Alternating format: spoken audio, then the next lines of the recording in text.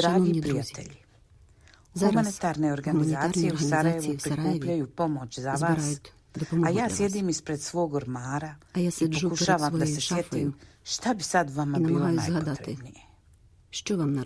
Vjerujem da to nisu moje tople čarape ili jakna ili tople čizme. Ono što sad vama treba je moja 30 godina stara majica sa sloganom koji me je držao uspravnom tokom 1425 dana opsade mog grada, kada su nas ostavljali bez vode, bez hrane, bez struje, bez grijanja i bez komunikacije sa vanjskim svijetom. Ali sa preko 2 miliona granata koje su nam padale na glavu i bezbroj metaka koje sam uspjela izbjeći, a preko 11.000 mojih sugrađana nije. Na toj mojoj majici piše: Sarajevo će biti, sve drugo će proći. Zla vremena su pred vama, prijatelji moji.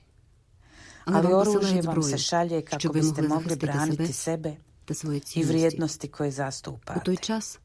Mi smo se tada borili za te iste vrijednosti, ali svijet nam je uveo embargo na oružje. Nije razumio o čemu se radi u Sarajevu. Hvala Bogu, shvatio je o čemu se radi u Kijevu. Bićete gladni, žedni, biće vam hladno i bit ćete prljavi. Izgubit ćete svoje domove, prijatelje i članove porodice. Ali ono što će vas najviše boljeti bit će laži. Laži da ste vi nekako krivi za sve ovo što vam se dešava. Laži da vi zapravo radite ono što se vama radi. Te laži će probiti bezbroj rupa u vaša srca, ali ih neće spriječiti da dalje kucaju i neće ih zamrznuti. Nemojte se ljutiti na Ruse. Oni su žrtve propagandne mašinerije koja može biti vrlo efikasna. Sjećate se rata u Bosni i kada vam je rečeno da sam ja mudžahedin, da sam ja islamski borac koji ubija hrišćane. Tad sam se ja osjećala isto tako kao što se osjećate sada vi kad vašeg predsjednika nazivaju neonacistom i kada čujete da ste zapravo vi za sve ovo krivi. Vidim da su upravo uništili vaš TV toren. Žele da vas drže u mraku, kao što su držali nas u mraku. Žele da ugase svjetlo, da mi ne vidimo šta oni vama rade. Zapišite sve. Snimite sve. Jednog dana će to definisati vašu istoriju, objasniti Ukrajincima koji tek treba da se rode šta se zapravo događalo i najvjerovatnije će biti iskorišteno na nekom sudu protiv onih koji pokušavaju da vas ubiju. U mračnim vremenima koja su pred vama, ponekad ćete izgubiti vjeru i umoriti se.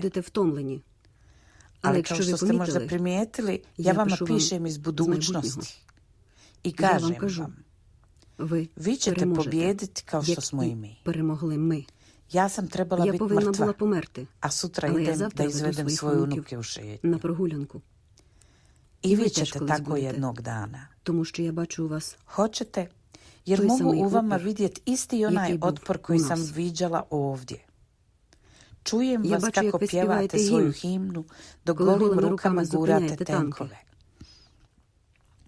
Vi ćete vremenom pjevati neke nove pjesme o svojoj hrabrosti i nevolji. Recitovat ćete novu poeziju koja još nije napisana i imat ćete svoje slogane koji će vas držati u životu. Ja vam za sad šaljem najdragocijenije što imam. To je moj slogan, malo izmijenjen za vas. Ukrajina će biti, sve drugo će proći.